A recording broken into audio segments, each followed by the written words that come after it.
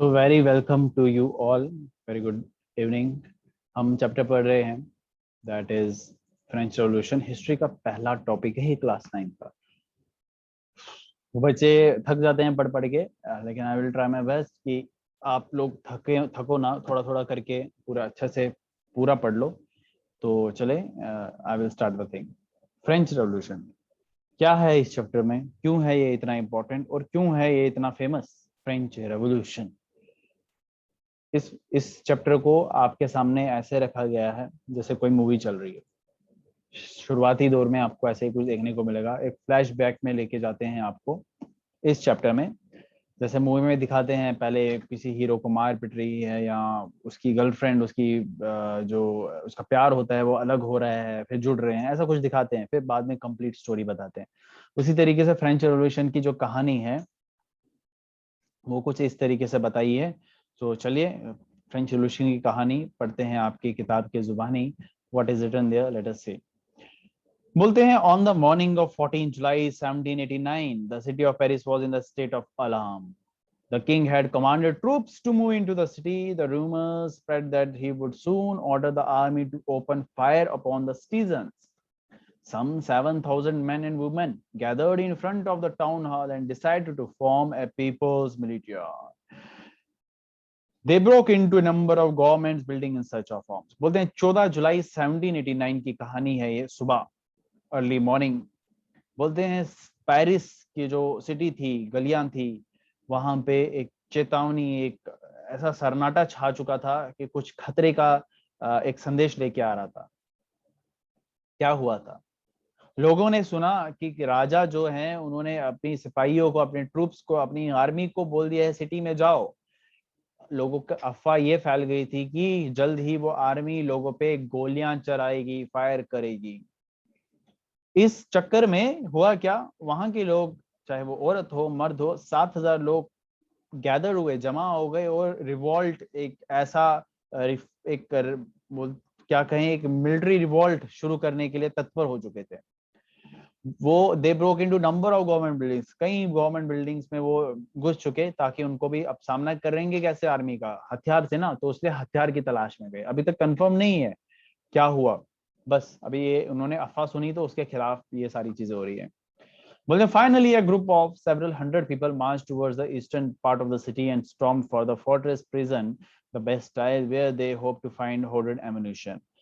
कुछ सौ चंद लोग एक ऐसी जगह गए, एक ऐसे प्रिजन के पास गए जो बेस्टाइल के नाम से, और उन्होंने सोचा वहां उनको एम्यूनिशन मिलेगा, वहां उनको हथियार मिलेंगे। In the armed fight that followed the commander of Bastille was killed. बोलते हैं कि इस लड़ाई में जो बेस्टाइल के जो कमांडर थे वो मारे गए, और जो वहां के कुछ प्रिजनर्स थे, ज्यादा नहीं थे, सिर्फ 7 थे, उनको छोड़ दिया गया। Yet the Bastille was hated by all because it stood for the despotic power of the king. बोलते हैं बेस्टाइल जो थे, बेस्टाइल जो जेल थी, उससे सब लोग पसंद नहीं करते थे, क्योंकि वो राजा के द्वारा बनाया गया था। अब राजा तक कोई, अगर मान लीजिए आप किसी चीज से नफरत करते हैं या आपको कोई चीज पसंद नहीं है, आप उससे कनेक्टेड हुई चीज को भी कुछ खास पसंद नहीं करते हैं, तो मतलब ये राजा अच्छा नहीं है, तो ये चीज भी नहीं रहनी चाहिए। उन्होंने क्या किया, द राजा का किला वगैरह डेमोलिश कर दिए, and it's stone fragments were sold in the markets, और उनके जो आगे पीछे तितर बितर जो भी सामान था उसको बेच दिया। The days that followed saw more riots both in Paris and the countryside. बोलते हैं ऐसा जब अफरा तफरी मचा ये पेरिस में, तो इसमें बहुत दंगे फसाद हुए पूरे देश में। Most people were protesting against the high price of bread. कुछ लोग तो ब्रेड के दाम, खाने के दाम जो बढ़ चुके थे, उसके खिलाफ प्रोटेस्ट कर रहे थे। Much later, when historians look back upon this time, they saw it as the beginning of chain of events that ultimately led to the execution of the king in France, though most of the people at the time did not anticipate this outcome. बोलते हैं अब आगे की कहानी क्या हुआ, क्या ऐसी चीज हो गई जो राजा से वो इतनी नफरत कर रहे थे, क्यों राजा को मजबूर होना पड़ा कुछ ऐसी चीज करने के लिए जो वो कभी उन्होंने सोची भी नहीं थी। तो ये हम कहानी पढ़ते हैं इस राजा की, जिसका नाम था लुईस 16। लुईस 16 की कहानी अब शुरू होती है। बोलते हैं in 1774 Louis 16 of the Bourbon family of kings ascended the throne of France. बोलते हैं बॉर्बन फैमिली यानी कि एक ऐसी परंपरा है, ऐसा जो राजगद्दी चलती आ रही थी, उनका एक ऐसा पुत्र आया जिसका नाम था लुई 16। बॉर्बन, आपने बिस्किट भी खाया ना, वो भी इसी के नाम से रखा गया है क्योंकि वंशज राजा के नाम से जाने जाते थे। ही वॉज 20 ईयर ओल्ड, सिर्फ 20 साल का लड़का था और जिसकी शादी कर दी गई थी ऑस्ट्रियन प्रिंसेस मैरिए एंटोनिटी। अब आप इसको कैसे प्रोनाउंस करो भाई, याद तो आप ही को करना है। इसको याद करने के लिए ना मैं आऊंगा, ना आपकी मम्मी आएंगे, ना ही आपके पापा आएंगे। आपको ये याद खुद ही करना। अब आप मैरी को मैरी बोलो या मैरे को मैरी बोलो, एंटोनी को एंटोनिटी बोलो, आपको याद करना है। The most important is you just have to remember it. Louis 16 वो तो याद रह जाएगा, सिंपल नाम है। बॉर्मन फैमिली ये आपको याद रखना है। थ्रोन, फ्रांस की थ्रोन को, गद्दी को संभाला। 20 साल का लौंडा था जिसने शादी की एक प्रिंसेस, ऑस्ट्रियन प्रिंसेस से जिसका नाम था Mary. Upon his accession the new king found an empty treasury। बोलते हैं कि कुछ खास इसको मिला नहीं था, ट्रेजरी में कुछ था नहीं है, फाइनेंशियल डिपार्टमेंट में कुछ सेविंग ज्यादा नहीं थी। क्यों? Long year of war had drained the financial resource of France. बोलते हैं कि कई जंग उन्होंने लड़ चुके थे फ्रांस ने, जिससे जो फाइनेंशियल रिसोर्सेज थे, जो सेविंग्स थे, वो सब खत्म हो चुकी थी। Added to this the cost of maintaining an extravagant court at immense palace of Versailles। बोलते हैं और उसके ऊपर एक ऐसा राजमहल को संभालना जो वेस्टलिस में था, उसको चलाना भी कोई सस्ती बात तो थी नहीं। Under Louis 16 France help the 13 American colonies to gain their independence. बोलते हैं इन्होंने मदद की फ्रांस ने अमेरिकन कॉलोनीज को उनकी आजादी दिलाने के लिए, इंडिपेंडेंस दिलाने के लिए, फ्रॉम कॉमन एनिमी, जिनका दुश्मन कॉमन था सबका, ब्रिटेन। लेकिन इससे क्या हुआ, ये वॉर तो वॉर एडिड मोर देन ए बिलियन लिवरेज। बोलते हैं कि इस पे उनपे कर्ज चढ़ गया। लिवरेज उनकी करेंसी थी फ्रांस की, ठीक है।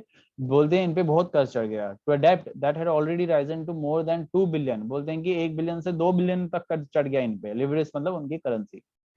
Lenders who gave the state credit now began to charge 10% interest on loans। बोलते हैं जो lenders पैसा देते थे वो भी अब इंटरेस्ट ज्यादा चढ़ाने लगे। So the French government was obliged to spend an increasing percentage of its budget on interest payment alone। बोलते हैं कि जो फ्रेंच गवर्नमेंट थी अब तंग आ चुकी थी और वो ऑब्लाइज थी कि उनको इन सारी चीजों को फेस करना ही था। To meet his regular expenses such as the cost of maintaining in the army. अब इन सारी चीजों को मेंटेन करने के लिए उनको क्या करना था बच्चे, अब उनको लोन पे जो इंटरेस्ट चल रहा था वो पे करना था। और अब इन सारी चीजों का अब उनको अपने दिनचर्या के काम संभालने थे, अपने आर्मी को संभालना था, कोर्ट को संभालना था, गवर्नमेंट ऑफिस को, यूनिवर्सिटीज को क्या नहीं चलाना था। वो मजबूर हो गए टैक्सेस को बढ़ाने के लिए। They were forced to increase the taxes. अब टैक्सेस उन्होंने बढ़ाने हैं, ज्यादती फेस करनी है लोगों ने। अब किन लोगों ने, वो भी बढ़ेंगे हम, डोंट वरी। इतना समझ में आया तो मुझे चैटिंग सेशन में बता दो सर आ गया।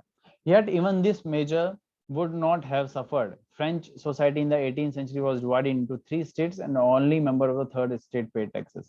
बोलते हैं कि फ्रेंच सोसाइटी 3 स्टेट यानी कि 3 कैटेगरी में डिवाइड था। वो चीज हमें देखने को मिलती है। ये आप इस टेबल की तरफ देख लीजिए। 3 क्या थे? फर्स्ट एस्टेट, सेकंड एस्टेट और third estate. I will repeat, first, second और थर्ड। इसमें टैक्स किसको देना पड़ता था वही बताया गया है। Yet even this measure would not have sufficed। French society in the 18th century was divided into 3 estates and only members of third estates had paid taxes। सिर्फ थर्ड एस्टेट को यानी कि big businessman, merchant, court official, lawyers, peasant, artisan, small peasants, landless labour, servants, इन लोगों को tax देना पड़ता था। फर्स्ट एस्टेट और सेकंड एस्टेट को नहीं। इसमें कौन आते थे वो भी पढ़ेंगे हम। The society of estate was the part of feudal system that dated back to the Middle Ages। The old regime is usually decided to scrap the society and institution of the France before 1789। You don't have to read that part, just leave that। बोलते हैं figure 2 shows the system of estate in French society was organized। Peasant made up 90% of the population। बोलते जो peasants वगैरह थे 90% population तो वही थे। However, only number of a small number of them owned the land they cultivated। और इनमें से सबके पास जमीन नहीं थी। वो क्या करते थे, अबाउट 60%। वो कहाँ काम करते थे? 60% of the land was owned by nobles.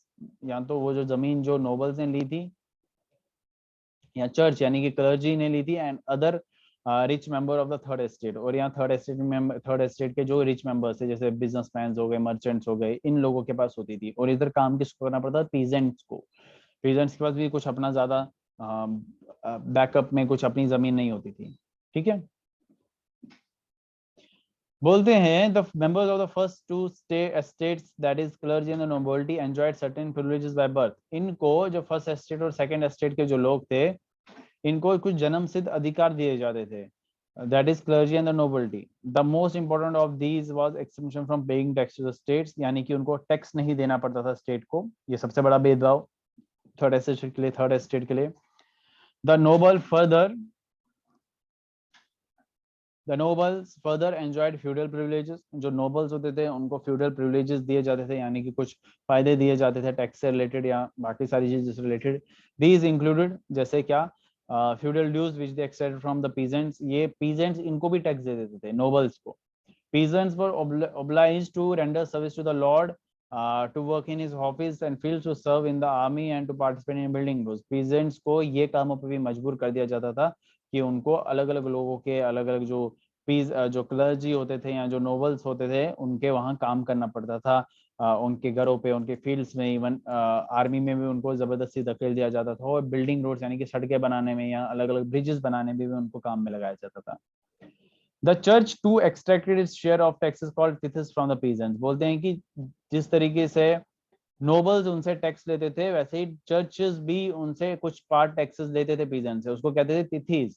ठीक है, ये नाम है भाई, याद रखने पड़ेंगे आपको। Finally all members of the third estate had to pay taxes to the state. बोलते हैं कि इसलिए जो फाइनली क्या कि जो थर्ड एस्टेट के कुछ मेंबर्स थे उनको टैक्स देना पड़ता था स्टेट को। दीज इंक्लूडेड डायरेक्ट टैक्स, एक डायरेक्ट टैक्स होता था उसको बोलते थे taille, a number of indirect taxes, उसमें इनडायरेक्ट टैक्सेस भी होते थे, जैसे on articles of everyday consumption, जो एवरीडे कोई इंसान कंज्यूम कर रहा था वहां पे, जैसे नमक, तंबाकू, इस पे भी टैक्स देना पड़ता था। The burden of financing activities of the state through taxes was borne by the third estate alone. बोलते हैं कि ये सारा टैक्स का जो रेस्पॉन्सिबिलिटी था, टैक्स का जो बोर था, बोझ था, वो किस पे आया? थर्ड एस्टेट के लोगों पे, स्पेशली पीजेंट्स पे, अमीर पे नहीं, पीजेंट्स पे। ये कुछ नए वर्ड्स आपने यहाँ पढ़े। लिवर हमने बताया फ्रांस की करेंसी थी, जिसको बाद में डिसकंटिन्यू कर दिया गया। Clergy, group of person invested with special function in the church. Clergy कौन होते हैं? जो चर्च में स्पेशली काम कर रहे थे या उनको कुछ फायदे दिए थे, उनको टैक्स नहीं देना पड़ता था, वो टैक्स लेते थे किनसे? थर्ड एस्टेट के लोगों से, पीजेंट से। टिथ एंड टेल, एक टैक्स था lived by the church, comprising 1/10 of the agriculture produce. जो एग्रीकल्चर की जो प्रोडक्शन होती थी उसका 1/10 वो ले जाते थे। टेल जो था, taille to be paid, tax to be paid directly to the state. ये टेल जो था सीधा स्टेट को देना पड़ता था। ठीक है, आई होप इतना समझ में आया होगा। समझ में आया, वेरी गुड। अगर नहीं समझ में आया तो जो पढ़ाया है उसको रिवाइज कर लिए, और जो स्ट्रगल टू सर्वाइव है उसको भी हम कंटिन्यू करेंगे। Before that we will revise the what we have studied. तब तक के लिए bye bye, take care and have a very safe journey.